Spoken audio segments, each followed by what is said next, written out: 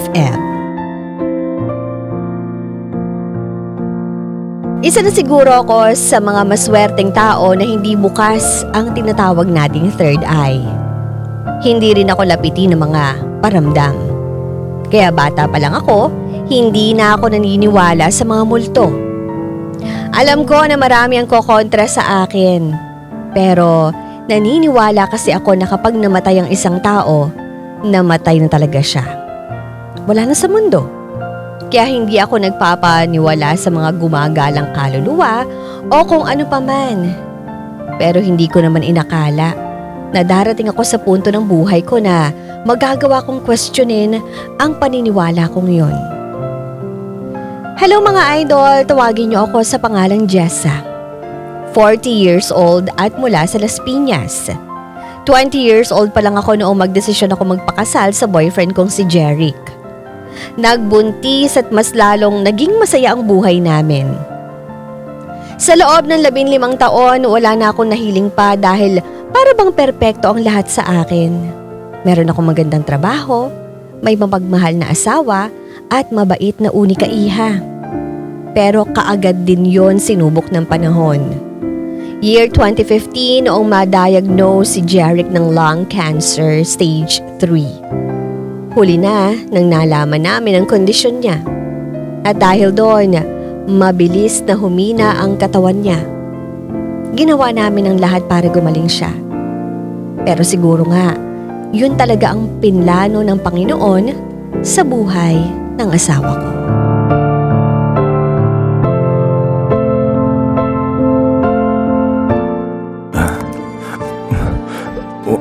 Huwag mong kakalimutan ang sinabi ko sa iyo, ha? Opo, pa. At ano naman ang pinag-uusapan yung mag-ama dyan? Sinasabi ko lang dito kay Angela na kahit wala na ako, babantayan ko pa rin siya. Kaya huwag siyang magtatangkang mag-boyfriend na hindi pa siya tapos sa pag-aaral. Pagmumultuhan ko siya. Si Papa naman eh. Ay nako, ikaw talagahan. Bakit naman kasi kailangan may multo-multo ka pang sinasabi dyan? Biro lang naman yun. Bakit ang bilis mo namang bumalik? Akala ko ba mamayang hapon ka pa? Konti lang kasi yung pila sa bangko kaya nakabalik ako kaagad. Ma, pwede po bang umuwi muna po ako? Kukunin ko lang po yung laptop ko para pakagawa na rin po ko ng mga assignment ko dito. Sige. Kuhanan mo na rin pala ako ng ibang damit ha. Nawala kasi sa isip kong dumaan sa bahay kanina, anak. Sige po. Pa, alis po muna ako ha. Babalik din po ako agad. Sige lang anak. Huwag kang mag-alala. Humihinga pa rin naman ako pagbalik mo. Papa naman eh. Sige na anak, ako na muna ang bahala dito ha. Sige po. Ay naku, ikaw talagahan. Pwede ba? Tigil-tigilan mo nga yung pagsasabi ng mga yan. Sus, doon din naman ang punta ko. Mabuti na yung parang normal na pag-uusap na lang natin yun. Para kahit papano, hindi kayo mabigla kapag alam mo na mawala na ako. Pero andito ka pa naman eh. Kasama ka pa namin. Humihinga ka pa. Bakit kaya hindi yun ang iparamdam mo sa amin? Simula nang sabihin ng doktor tungkol sa kondisyon mo, wala ka ng ibang bukang bibig kundi mawawala na ako. Babantayan ko kayo. Parati niyo pa rin akong mararamdaman. Ay naku, malungkot na nga tong sitwasyon natin. Mas lalo pang pinapalungkot eh. Nalulungkot din naman ako pero wala eh. Nandito na tayo. Anumang oras, pwede na akong mawala. Ay, Jeric, isa. Alam mo kahit may sakit ka, babatukan talaga kita. Grabe ka naman. Mamamatay na nga. Sasaktan mo pa. Ano ba, Jeric? Sinabi ko nang tigilan mo na yung mga pagaganyan-ganyan mo eh. Ay, Han, huwag mong sabihin umaasa ka pa rin na gagaling ako. Ano ka ba? May awa ang Diyos. Malay ba natin, bigla kang gumaling. May milagrong nangyari. Diba? Nangyayari naman yun eh. Ay, Jessa, makinig ka sa akin. Hanggang dito na lang ako. Alam nating dalawa yun. Kaya tama na. Okay na. Tanggap ko na. Gusto kong umalis na alam kong magiging okay kayo ni Angela. Na kahit wala na ako, magiging masaya pa rin kayo. Hindi naman kasi madali ang sinasabi mo. Alam ko. Kaya nga, hanggat nandito pa ako, hinahanda ko na kayong dalawa. Han, alagaan mo ng maayos ang anak natin, ha? Sa lahat ng gagawin mo, siya ang parati mong unahin. Ha? Lahat ng pangarap nating dalawa, tuparin mo yun. At huwag mong ipagkakait yun kay Angela. Pasensya ka na kung ikaw na lang ang mag-isang tutupad nun. Hanggang ngayon, hindi ko pa rin maintindihan kung bakit kailangan mangyari to sa atin eh. Naging mabuti naman tayong tao, di ba? Bakit parang ngayon ka na para sa akin? May ibang plano ang Diyos. Basta, huwag mong kakalimutan ang mga bilin ko sa iyo, ha? Gusto ko maging masaya si Angela. Ayokong maramdaman niya na parang may kulang sa buhay niya. Han, mas maging mabuti kang ina sa kanya. Ibigay mo lahat ng makakaya mo.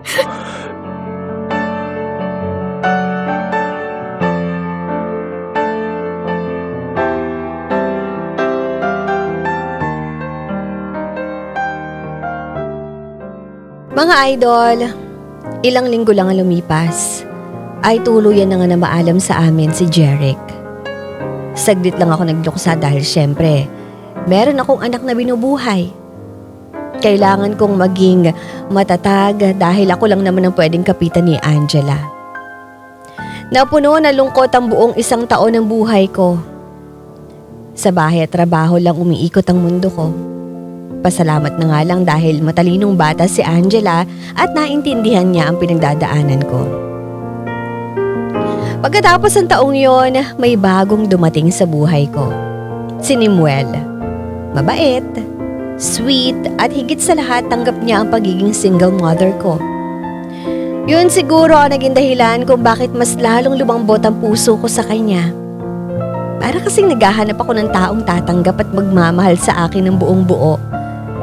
Pero syempre, hindi naging madali ang lahat. Dahil 1 taon pa lang mula noong namatay si Jeric, naging issue sa buong angka ng pagkakaroon ko ng manliligaw. Sinasabi nila na parang ang aga ko naman daw yatang ipinagpalit ang asawa ko. Hindi ba raw ako nahihiya sa anak ko?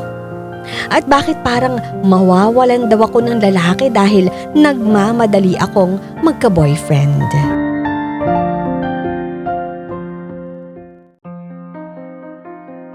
Kung ito kaya, ano ba sa tingin mo?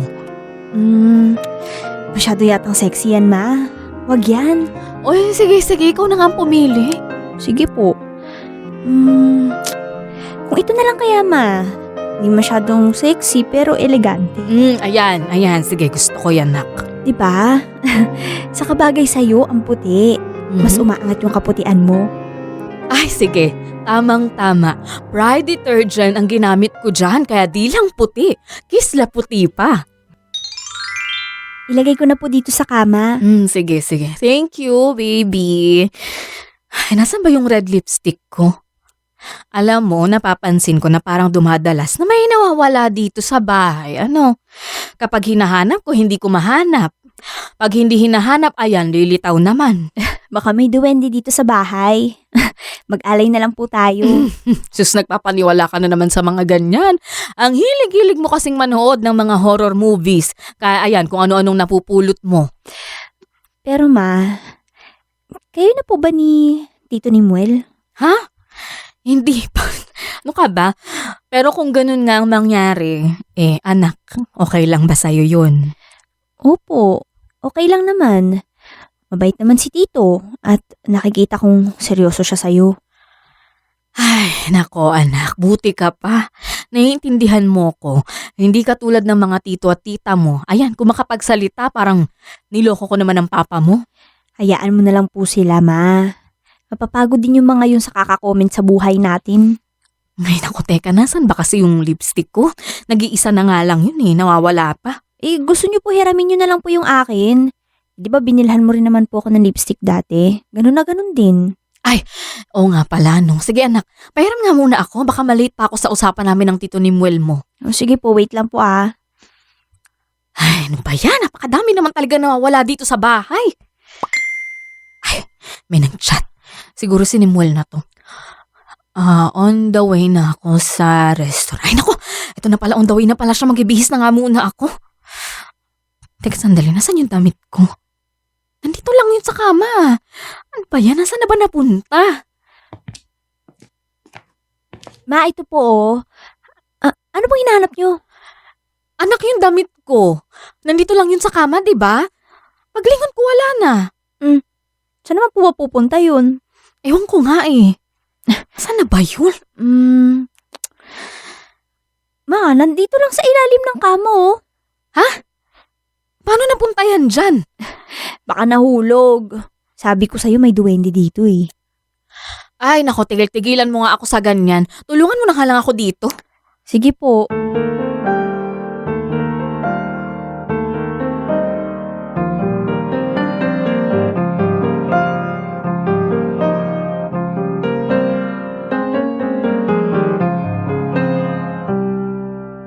Nandito lang ako nakagilid. Nasan ka na? Malapit na ako sa likuan. Okay, sige. Bye, ingat. Ay, anong timing naman talaga to? Ngayon pa ako naflatan ng gulong. Talaga naman. Ay, ba't madami nangyayari ngayong araw na to? Nakakalata na ako Teka nga, buksan ko na nga lang tong bintana. Sayang yung gas. Tagal naman nun.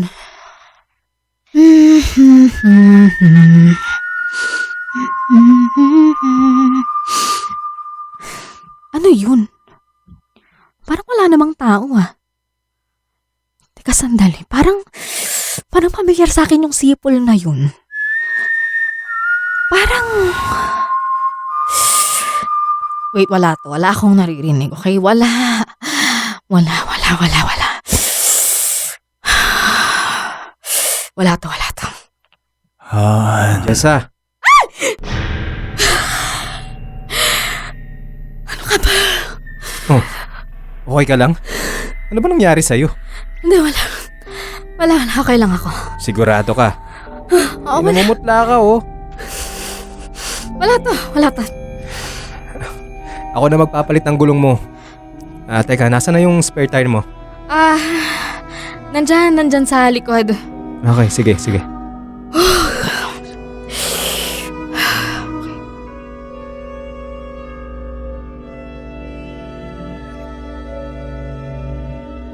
Mga idol, nabanggit ko sa inyo na hindi naman talaga ako naniniwala sa mga multo at pagpaparamdam. Pero simula nang mamatay ang asawa ko, may mga nararamdaman akong hindi ko maipaliwanag. Nandyan yung feeling ko may nakatingin sa akin. Kapag matutulog, maya-maya, mararamdaman ko na parang may tumatabi sa akin sa kama. Tumataas sa mga balahibo ko, lalo na sa may bandang batok. Tapos yung pakiramdam na parang may yumayakap sa akin. nandyan din yung dumadalas na may nawawalang mga gamit sa bahay. At yung nangyari sa sasakyan ko, yon ang pinaka nakakatakot sa lahat. Doon ako nagsimulang mapatanong kung nababaliw lang ba ako o talagang nagpaparamdam sa akin si Jeric. Sa tuwing nakakaramdam na ako na parang may multo sa paligid ko, pinipilit kong sinasabi sa sarili ko na wala lang yon. Baka namalikmata lang ako o di kaya nadadala lang ako sa mga imahinasyon ko. Pagkatapos ng ilang buwan, sinagot ko si Nemuel. Kahit pa iba ang naging dating sa pamilya ko. Sabi ko kasi basta okay kay Angela, itutuloy ko lang ang lahat. Naging masaya naman kaming tatlo. Nakita ko na magkasundo ang anak ko at si Nemuel kaya mas lalong gumagaan ang loob ko. At pagkatapos ng 1 taon. Sayang yung mga forma natin. Ay nako, dito lang pala tayo kakain sa bahay. Bigla kasing bumuhos yung ulan kanina eh. Sayang yung restaurant kung saan ako nagpa-reserve. Ang sarap pa naman ng mga pagkain dun. Tito, ano bang okasyon at sinabihan mo pa kami kanina ni Mama na mag-ayos? Importante kasi ang araw na to. Importante. Bakit? Next month pa anniversary nyo, di ba? Ano ka ba? Iba ito. Ha? Ano nga, babe? Mag-ina nga kayo. Parehas kayong hindi makapaghintay. Sige na nga. Ito na. Sasabihin ko na. Babe, tayo ka. Okay. So, ano na? Bakit? Basta, tumayo ka na lang. Sige na nga. O yan, nakatayo na ako. Anong meron? Di ba, alam mo naman kung gaano kita kamahal. Oo naman.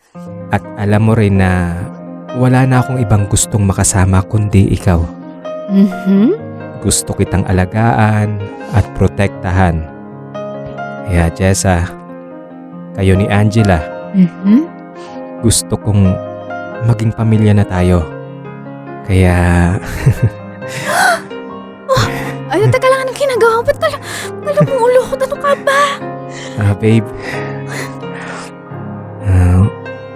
will you marry me? Oh my gosh, Mama! Nagkasali lang. Hindi ka seryoso ka ba talaga? Oo naman. Luluhod ba ako ng ganito kung hindi? So, ano? Will you marry me? Yes. Ano yun? Pumutok yung ilaw sa sala. Ilang araw na kasing patay sindi yan eh. Grabe, nagulat ako. Nag-overheat siguro yun. Hayaan mo na nga muna yan. Ako bahala dyan mamaya. Babe, Oo nga pala. will you marry me?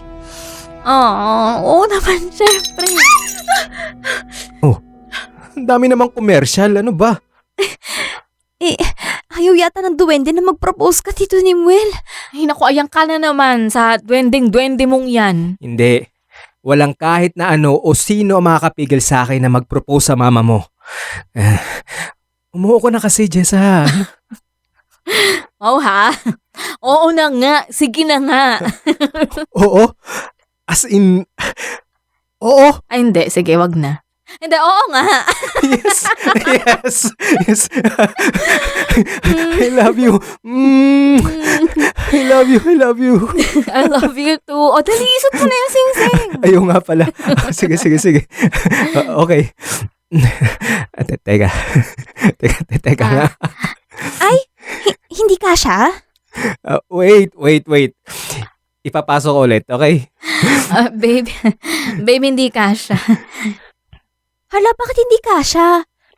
Nagkamali ka ng nakuhang sukat, Tito, no? Hindi. Sigurado ko tama yan. Sinukat ko ang daliri ng mama mo nung natutulog siya. Baka mali yung naibigay sa akin. Kaya ulitin ko na lang. Sige. Ayan.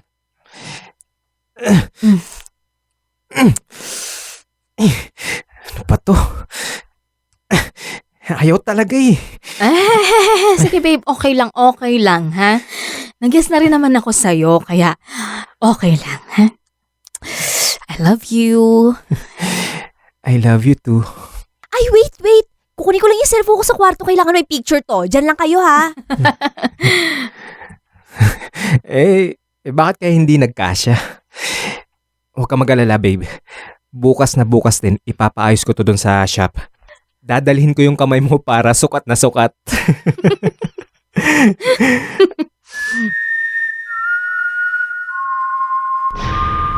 Babe? Naririnig mo ba yun? Ang alin? Anong narinig? Parang may may... Hindi, wala. Baka guni-guni ko lang ngayon. Oo Sige, nga. oo, tama. Ipaayos na lang natin bukas yung singsing, ha? Oo. Oo nga. Mga idol, noong nabubuhay pa si Jeric, mahilig na talaga siyang sumipol. Kahit ano pang ginagawa niya, parati siyang nakasipol. Kapag naririnig ko yun, alam kong kay Jeric nang gagaling yun. Kaya parang tumayo lahat ng balahibo ko nung mas naging malinaw sa pandinig ko ang sipol na yon. Doon ko nasabi na, oo nga, kasama pa namin ang yumao kong asawa. At sa dami ng mga aberyang nangyari ng gabing mag-propose sa akin si Nimuel, alam ko, ramdam ko, natutol si Jeric sa desisyon kong mag-asawa sa pangalawang pagkakataon.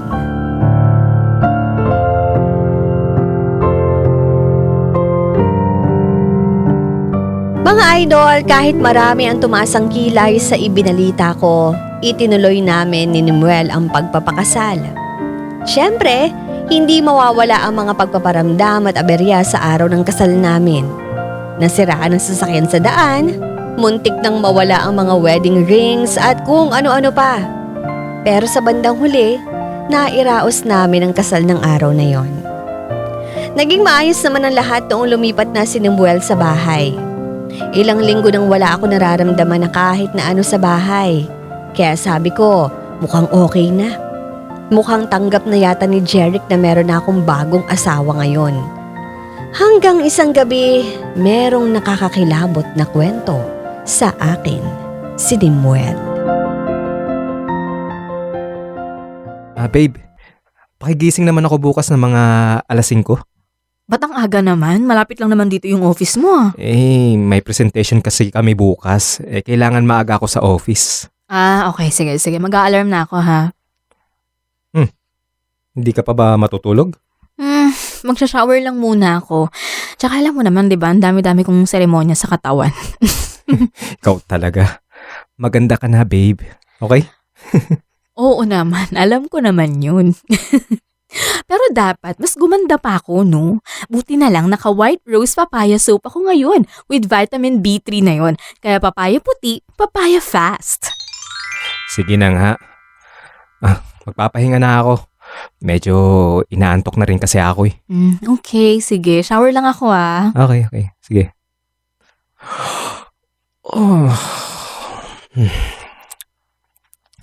Antok na ako. Mabilis ako makakatulog nito.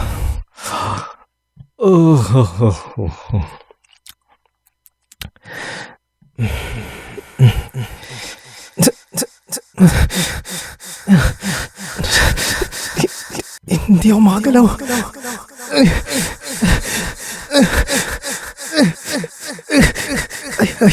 Ayaw talaga. Nasaan si Jessa? Jessa!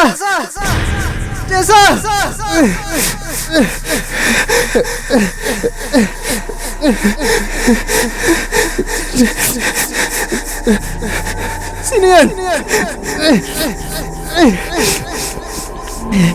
Hindi ko makagalaw.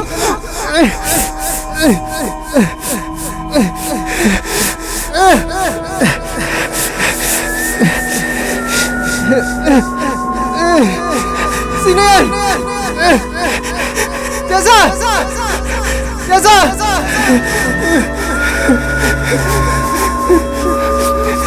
Sinong nandyan? Jessa!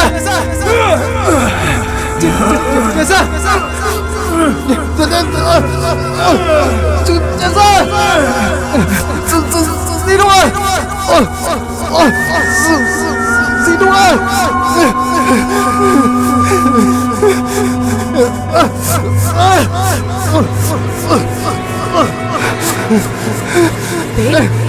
Babe! Gising! Nemuel, gumising ka! Nemuel! Gising! Babe! Babe, ano ba nangyayari sa'yo? May tao dito! May tao dito! Ha? Walang tao dito. Ano ka ba? Pagpasok ko nakikita kita na parang hindi ka makahinga kaya ginising na kita agad. May tao dito! May pumasok sa kwarto! May narinig akong sumisipol! May narinig kang sumipol? Paanong sipol? Basta may sumipol. May naramdaman ako na lang na may tumabi sa akin. Sinasakal ako. Lalaki yung sumasakal sa akin. Okay. Sige. Kumalma ka na, ha? Okay, so ito yung tubig. Inom ka muna, ha? Sige na, uminom ka na.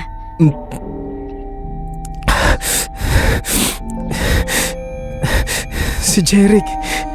Ha? Si Jeric? Anong si Jeric? Alam kong siya yung nasa panaginip ko. May galit yung pananakal niya sa akin. Kung hindi mo pa ako ginising, siguradong patay na ako ngayon. Ay, teka lang, ano bang pinagsasasabi mo? Baka hindi pa niya tanggap na may bago ka ng asawa ngayon. Nagalit siya. Kaya pumasok siya sa panaginip ko. Okay, sige. Okay, sige.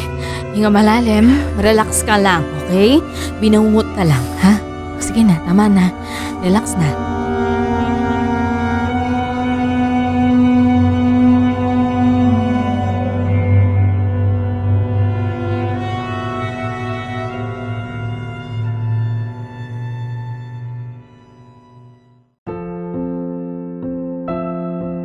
Mga idol, relax lang ako ng mga oras na yon.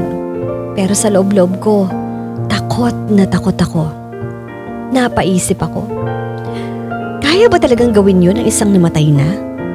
Na makapasok sa mundo natin at may subukang patayin? At kung hindi naman, bakit ganon ang nangyari kay Nemuel? Kung hindi ko pa siya narinig ng gabing yun, baka nagluluksa na naman ako sa pangalawang pagkakataon. Dito, mas lalo kong kinwestiyon ang mga paniniwala ko. Mas natakot. Mas kinilabutan. Dahil habang tumatagal, pabigat ng pabigat ang nararamdaman ko sa bahay na yon. Hanggang sa heto na nga. May panibago na namang nangyari sa amin. Ang pinaka nakakapagtaka at nakakatakot sa lahat. Hindi naman ako makatulog ng maayos kagabi. Ay, oo nga. Ang likot-likot mo kagabi. Hindi ko na malaman kung ano makiging posisyon mo. Ilang gabi ka nang ganyan, ah? Kaya nga eh. Kaya dumadalas tuloy ang sakit ng ulo ko kasi parating kulang sa tulog. Ay, tapos kapag nanaginip ako, parating hindi maganda. Parang mas lalo yatang lumalalayan ngayon, ah. Oo, parang may ayaw magpatulog sa akin dito sa bahay. Alam mo, magpa-check up na lang kaya tayo. Baka mamaya may nangyayari na sa'yong hindi natin alam. Okay, sige. Nga pala, kumusta na pala si Angela? Bumaba na ba ang lagnat? Yun nga, hindi pa. Dadalhin ko na nga siya mamaya sa ospital. Nakakaba na kasi. Ilang araw na siyang ganyan. Oo nga. Ipa-check up mo na yung bata. Oh, sige. O kumain ka na. Titignan ko lang si Angela sa kwarto, ha? Okay. Ay, naku, sana naman bumaba na yung lagnat niya. Medyo hindi na siya mainit. Buti naman. Ay, Angela, ha? Anak? Gising ka na muna, anak. Kain ka muna breakfast, no? Dali na para makainom ka na ng gamot. Anak? Gising na. Angela. Sige na, anak, bangon na.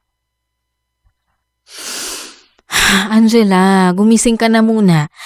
Kailangan mong kumain. Iinom ka pa ng gamot. Angela? Anak? Anak, gising. Angela? Angela, gumising ka. Angela? Nemuel! Angela, anak! Anak, gising! Ano ba? Angela! Angela! Nemuel! Nemuel! Angela! Angela, anak! Anak! Anak, gising! Angela!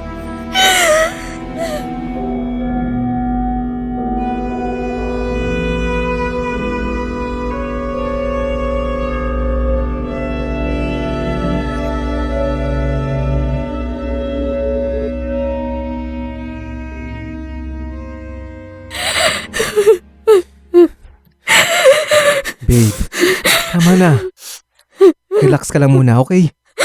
Paano ako magre-relax hanggang ngayon hindi pa nagigising yung anak ko? Hindi rin malaman ng doktor ko ano nangyayari sa kanya o bakit siya bigla naging ganyan.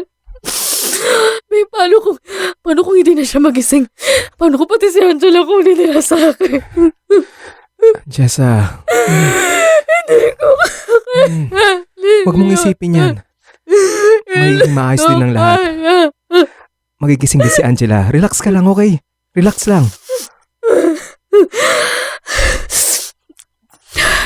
Babe, naalala mo ba yung sinabi mo sa akin yung tungkol dun sa nangyari dun sa dalawa mong kapatid? Di ba sabi mo magkasunod na taon silang namatay? Tapos ang sabi, parang sundo yung nangyari. Sinundo ng ate mo yung bunso mong kapatid, tama? Oo. Parang ganun daw nangyari. Teka, bakit mo natanong? Paano kung ganun yung nangyari ngayon? Paano kung sinusundo ni Jeric yung anak namin? Jessa, malabo naman mayatang mangyari yun. Hindi. Napansin mo ba na dumalas yung pagiging sakitin ni Angela? Ha? Tapos biglang ganito na lang yung nangyari. Paano kung sinusundo nga talaga ni Jeric yung anak ko? Paano kung hindi na magising si Angela? Ano gagawin ko naman? Ito ka nga rito nga. Yakapin nga. Huwag mong isipin yan. Magdadasal tayo, okay? Ipagdadasal natin si Angela. Kaya, tahan na. Relax lang.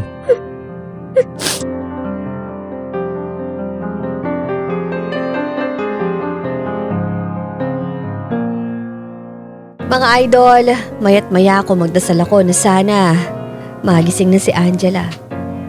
Kung ano-ano na mga test na ginawa sa kanya pero hindi pa rin malinaw kung bakit bigla na lang siyang hindi magising. Pagkatapos ng 2 araw, biglang nagising ang anak ko. Abot hanggang langit ang pasasalamat ko ng mga oras na yon. Pero kahit ganun, kita naming lahat na sobra siyang nanghihina. Isa sa mga ninang ko ang nagsuggest na ipaalbularyo daw si Angela. Noong una, ayoko dahil hindi naman ako naniniwala sa mga ganong bagay. Pero si Nemuel na rin na nagsabi na wala naman daw mawawala kung susubukan namin. Pagka-discharge kay Angela, kaagad namin siyang dinala sa isang matandang babaeng albularyo na kakilala ng ninang ko. Kung ano-anong ritual ang nakita kong ginawa niya bago siya maipakita sa amin. Mula doon sa mga patak ng kandila sa tubig, naghagis yun na parang imahe o naghugis yun na parang imahe ng isang lalaki. At sabi ng albularyo, meron daw parating kasama na lalaki si Angela. At ang pagkakakomatose daw ng bata ang ginawa nitong paraan para makuha ng tuluyan sa amin ang anak ko. Noong oras na yon, alam ko na si Jeric yon. Alam ko na gusto niyang kunin sa akin ang anak ko dahil galit siya. Sinabihan kami na sunugin na lang daw lahat ng mga gamit ni Jeric. Pati ang mga ibinigay nito kay Angela para tumigil na ito.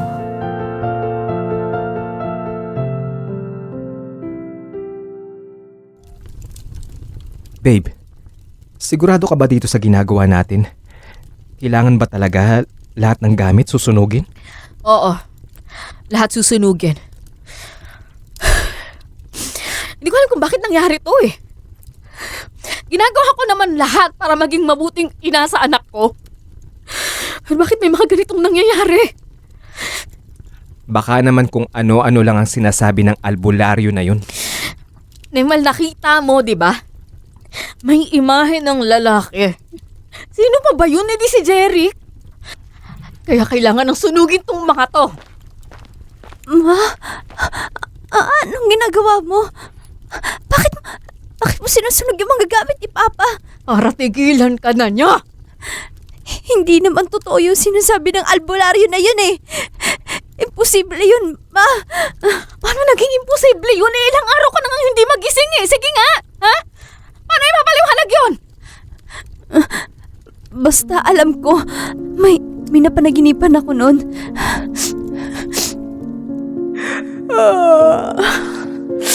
Inaantok na ako. Angela, tama na yung panunood mo, ha? Matulog ka na. Ba, maaga pa yung pasok mo bukas, ha? Opo, ito na, matutulog na. Sige na, sige na. Good night na, anak. Good night, Ma. Mag-alarm nga muna ako ng maaga. Nasaan na ba yung phone ko? Nandito lang pala. Ay. Bukas yan. Ma? Ikaw ba yan? Bukas yan. Sino kaya yun? Ano nga magbubukas? Oh, wala namang tao. Oh, Angela. Bakit hindi ka pa natutulog? Patulog na po.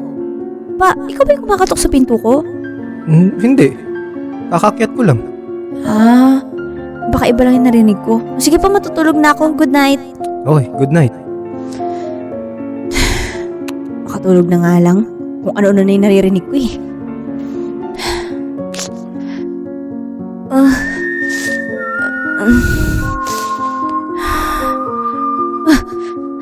Sino ba yung sumisipol? Ba't wala akong makita? Ang dilim. Ma? Papa ni Muel? Ma? Sino nandyan? Mama?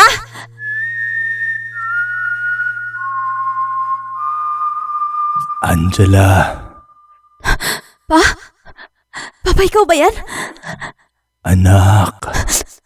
Papa? Nasaan ka? Magpakita ka sa akin. Wala akong makita. Makikita mo lang ako, anak. Kapag sumama ka sa akin. Saan tayo pupunta? Sa malayo. Sa lugar kung saan magkakasama na tayong dalawa. Paano si Mama?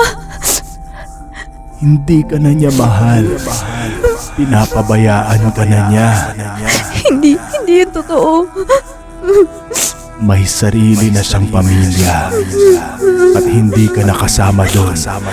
Kaya sumama ka na sa akin. Hindi yun totoo. Mahal ako ni Mama. Pati ni Papa ni Buel, mahal nila ako. Masasaktan ka lang. Iiwan ka nila dahil may sarili na silang pamilya.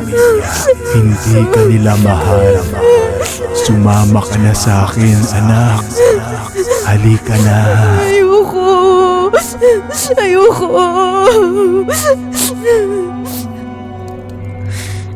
Ganun ang napanaginipan mo? Opo, Ma. Hindi ako sumama kasi alam kong hindi yun si Papa. Sigurado akong hindi siya yung nagparamdam sa atin. Paano mo nasabi yun? Dahil mahal niya tayo. Hindi niya tayo magagawang saktan. Nung bago nga siya mamatay, di ba? Sinabi sa akin ni Papa na kahit anong mangyari, dapat maging masaya ako para sa'yo. Na lahat ng desisyon mo, susuportahan ko daw. Na kapag dumating yung panahon na gusto mong magmahal ulit, maging masaya, huwag daw kitang pipigilan. Ma, hindi galit si Papa na nagmahal ka ulit. At Papa ni Muel, hindi galit sa'yo ang Papa ko. Kasi alam niya kung gaano mo kamahal si Mama. Kaya sigurado ako, hindi si Papa ang may gawa ng lahat na nangyayari sa atin. Lahat ng paramdam, lahat ng mga naririnig natin, hindi siya yun. Maniwala kayo sa akin.